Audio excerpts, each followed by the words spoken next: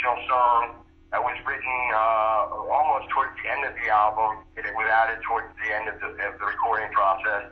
And it's kind of art mimicking life in a sense for us, because it's a song about fighting for your dreams, and really, when in the 11th hour, on third down and 18, you got to convert the first down, otherwise you're out of the game. It's over. Yeah. And that's how we've been feeling, in our careers, man. In 10 years, this was basically margin call for us.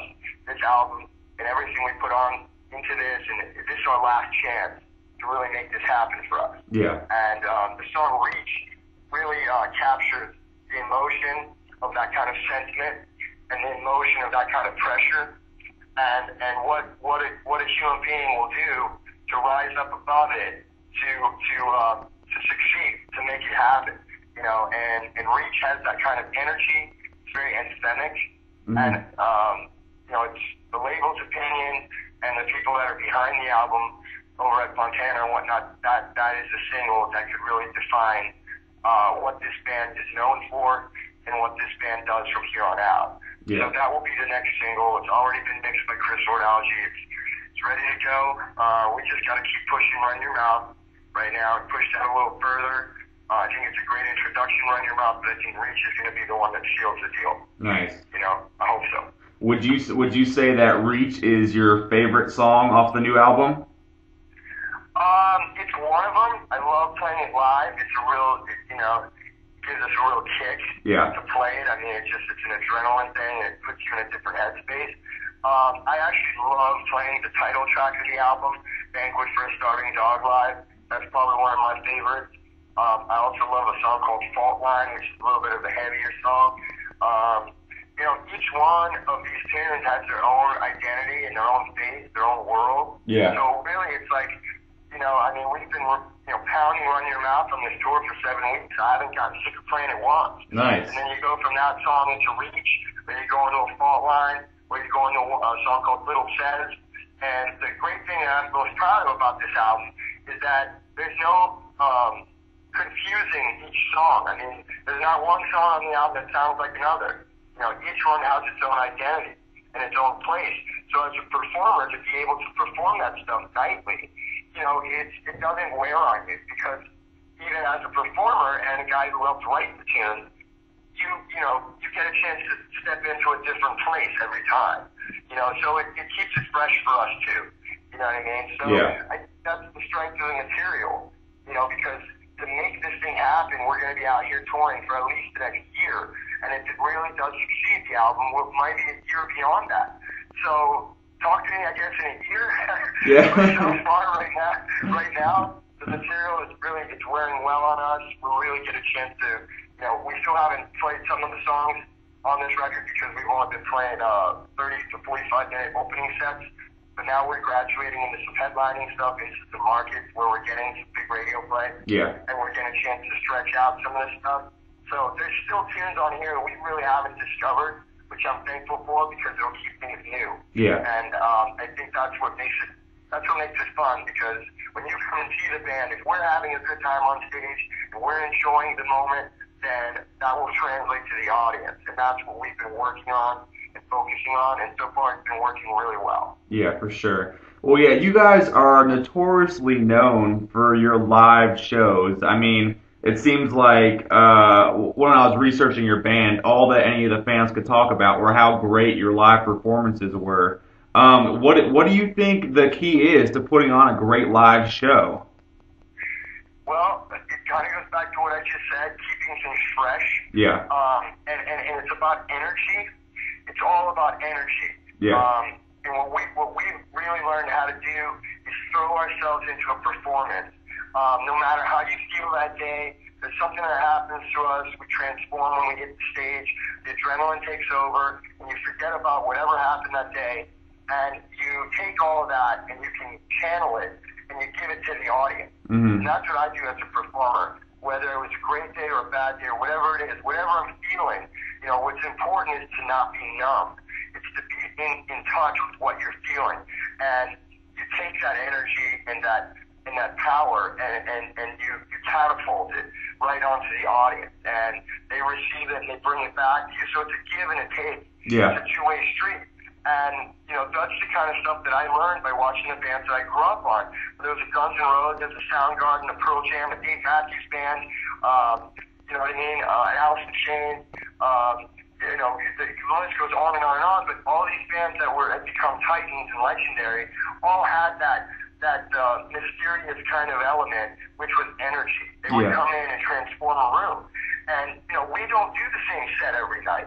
You know, we don't have the same banter. A lot of bands are programmed and they're playing with tracks and they've got an orchestrated show.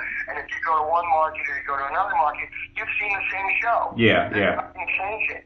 And that's lame. That is the death of what it is we're trying to do. It's the opposite of what we're trying to do. The whole point is to make sure this is alive and it's a real animal and you uncage it every time you come into one of these places. And that's what people are there to see. They're not there to see or hear the record perfectly. They want to see and witness a moment. A moment in time that is none other than like any other moment. It's their moment. It's their time, their night with you. And you've got to make that special. So my banter in between songs is particular to the town or state we're in and the people that are in front of me. And I try to mix in a little bit of comedy. And I try to let people know that we're real human beings too. You know what I mean? Yeah, we're on the stage, but we're not doing anything. We're above you. We're doing this together. You know what I mean? We're going on this trip together. I need you to do this, and you want me to do this with you. So like that relationship right there is how that energy builds, you know, and through a 30-minute set or a 45-minute set or an hour 15, you know, it just, what we try to do is keep the momentum, never break the spell, and make sure that when people walk away from a performance, they were genuinely riveted and transposed somewhere. They went somewhere. And I've got haters out there that don't like what I'm doing, but yet at the end of the night, they still come up to me and go, you know what, not really my thing. I mean, I like something heavier. I'm not into this, whatever, but I respect what you did. I respect the amount of sweat you just dropped and the energy you just gave me. Great show, man. Good luck to you. For sure. And you know what? That, I can live with that. You're not going to win everybody. You can win half the people, you're lucky. But if you can have it, people respect your effort, that's a big deal. And I never lose sight of that because that's really important. And people deserve that. They're spending their hard-earned money and their time, which is the most precious commodity on earth, to come and spend time with you. Then you have a responsibility not only to yourself and your craft, but to your audience to give them what's right. And that's everything. Give them everything. As a performer, I believe if you do that, it always comes back in spades. I'm very proud of the reputation the band has as a live band because I believe if you're worth your salt as a rock band, you gotta have the credentials live. If you don't have that, forget it. For sure. Yeah, I completely agree. And all anyone can talk about is how great you guys are live, and I just think that's awesome that you put that much effort into something like that. Because there are so many bands that don't do that at all. Well, you know, the first time when I went and saw Metallica when I was 12 years old, they blew my doors off, and they're still doing that. You know, and those guys are one of the biggest bands in the world, and they played 100,000 people a night. And you know what? If they're not nailing it in, then I shouldn't be either. You know, and no one else should be. So it's like, you know, I mean, that's just the way it goes. I mean, if you want people coming back, and you know, the position we've been in for so long is we've never quite broken, and we've never quite made it to that level. So we've always had to make sure that, you know, that the word on the band is good, that, you know, people, when they speak of us, they speak of us well. And that comes back to what you give out live.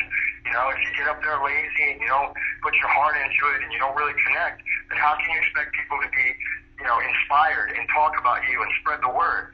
That's up to you to do. You can change everything if you go out there and do what needs to be done, which is lay it down. Give it to them. You know what I mean? So if you don't do that, then, you know, then I hope you have a great publicist. I mean, I don't know. Yeah, for sure. Okay, so Auburn Slip was your guys' debut album, correct? Yes. And that was in 2001?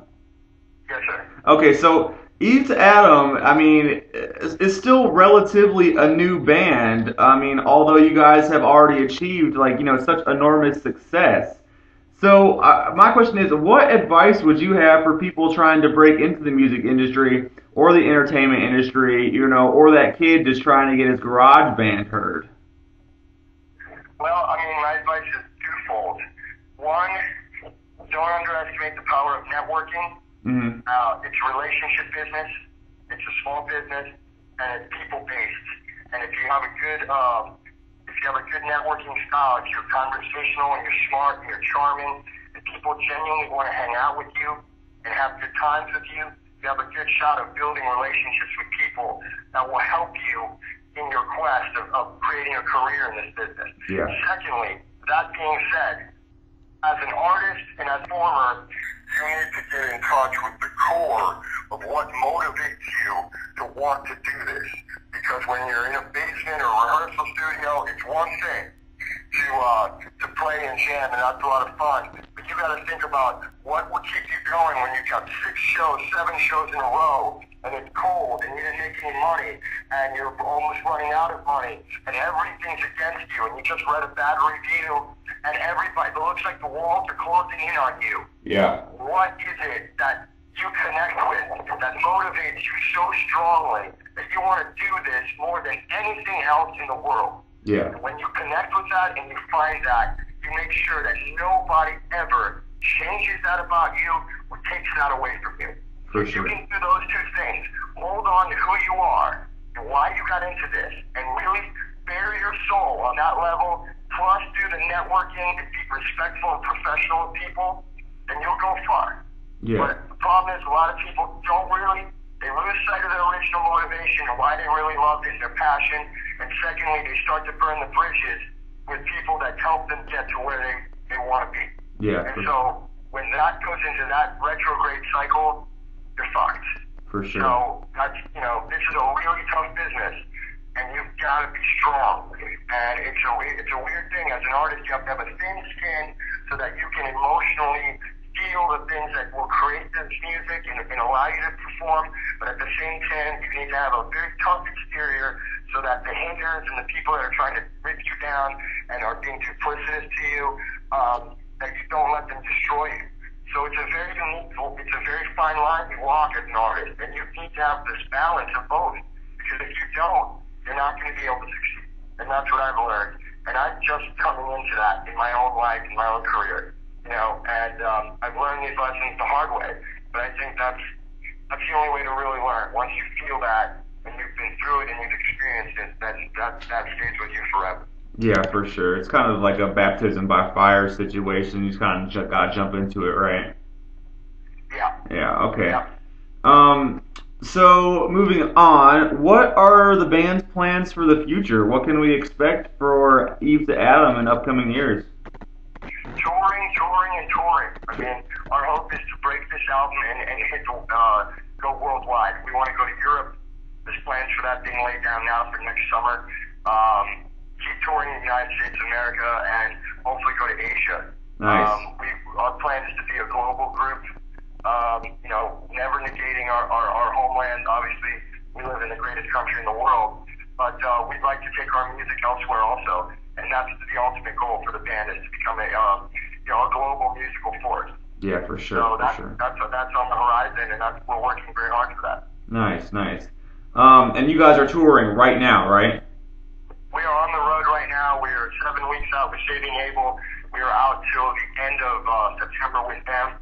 We get about a week off, and then we're going right back out. I can't tell you who yet because it's not confirmed, but it's a very large band in our genre, and we'll be in a direct support slot with them, and that will take us through the majority of the fall. But upon advice from management and label, we are out. Very nice. We are out on the road. We are going to be doing this the old school way, which is taking it town to town, night by night, show by show, kicking ass, and letting people know that rock and roll ain't dead. It's just been a little sleepy, but it's woken up, and it's coming to fuck you up. Yeah. For sure, man, for sure. All right, well,